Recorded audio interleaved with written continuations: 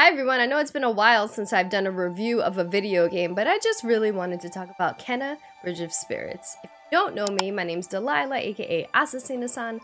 Welcome back to my channel. When I saw the trailers for Kena, I knew that it was a must play because not only did it seem like a solid action-adventure game, but it had those cute little creatures that look like the soot sprites from Studio Ghibli films. And when I finally got to play Kena, the combination of the cute little creatures and the serene music and the beautiful, colorful environments made me feel like this game was really peaceful. And after the first few enemies, things were still pretty chill, but then I fought my first boss and I was like, oh damn. Better focus. Then the bosses just kept getting harder and harder and my hands kept getting sweatier and sweatier, and some of the last few boss fights took me more tries than some Soulsborne bosses. Oh right, did I mention that I played this on normal? Like, who knew the combat in this game would be so intense? And I absolutely loved it. Don't let Kena Bridge of Spirits fool you. This is a challenging game with a Pixar movie skin. And while I could always appreciate a good challenge, I do feel like some players might be turned off by this. Now, granted, there's an easy mode, which brings me to the point that the difficulty scaling is really imbalanced. Easy mode is incredibly easy, and normal mode feels like hard mode, and master difficulty feels like I'm a masochist. Not only is the difficulty spike between easy to normal to master massive, but then Ember Labs doesn't even allow New Game Plus. So you can go ahead and collect all of the items and get all of the upgrades, go into master difficulty, and you'll have to start with a clean slate. Kinda sucks and a bit of a lost opportunity. Kena has been described by many as PlayStation Zelda, where you solve puzzles and fight enemies using the new items that you find. I would only slightly agree with this statement because the puzzles are way less sophisticated than any game in the Legend of Zelda series. Also, navigating where to go in Kena is a lot more clear-cut, and the boss fights are more challenging in Kena than they are in Zelda. Way more challenging. But overall, Kena is a pretty contained and straightforward experience, which I think is a good thing. Despite getting different items throughout the game, the puzzle formula is pretty much similar throughout the entire game. The puzzles often involve directing your little rock creatures to move in objects so that you can progress, or observing your environment so that you can see where you need to shoot your bow and arrow. Otherwise, you spend the rest of your time with Kena just finding collectibles and fighting enemies. The foes that you fight consist of monsters and dark spirits, and as Kena, your goal is to clear dead zones and help these spirits overcome their darkness. Fighting regular enemies is a bit of a cakewalk, but with each boss fight, the game becomes progressively harder. Overall, Kena is tasked with bringing the forest and its spirits back to its peaceful state. Think Princess Mononoke, except less gore. And you would think that having a theme of death would make Kena feel heavy and dark, but it actually remains to have like a zen and lighthearted vibe throughout the entire game. Part of this is because the story and the characters are very surface level.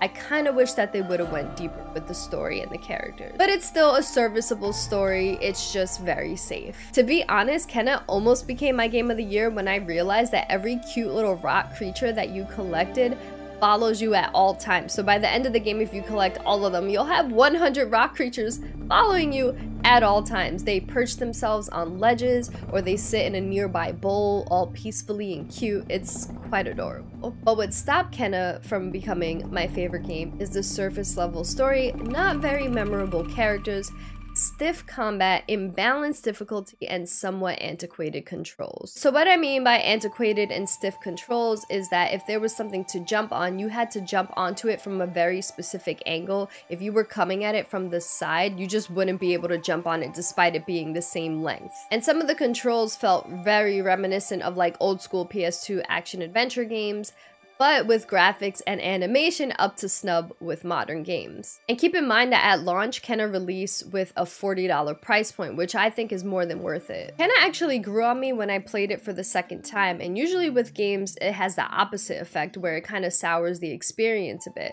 With Kena, playing it on master difficulty, although very frustrating, I was able to have a deeper appreciation for the mechanics. And so let me explain why I feel like it's harder than Souls games in some ways, although this game doesn't play like a Souls game at all. It just has a high level of challenge, especially on harder difficulty. So like in a Souls game, if you lose health, you could step away, Estus or whatever other healing item you're using depending on the game. In this game, you actually have to attack the enemy in order to gain rot abilities, which heals you. So you have to constantly think, do I use my rot ability to attack the enemy so that I can chip away at the damage, or do I use the rot ability to heal myself?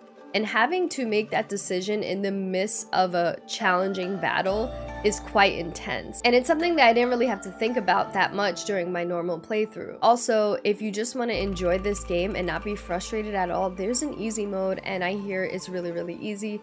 So go ahead, have a good chill time. I just find it funny that Kenna has this really chill and serene vibe, but then when you're in combat, it's really intense and sweaty. It's just an interesting dichotomy. Overall, I enjoyed my time with Kenna, and I think you will too.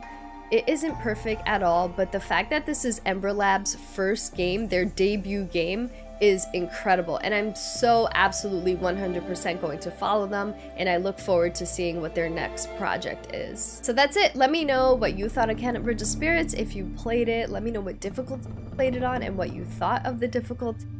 Let me know what you thought of the story. Did you feel like it was as safe as I thought it was? Did you take a bunch of screenshots like me because the environments and animation were just so pretty? Let me know in the comments. But the most important thing is that you guys take care of yourselves and each other.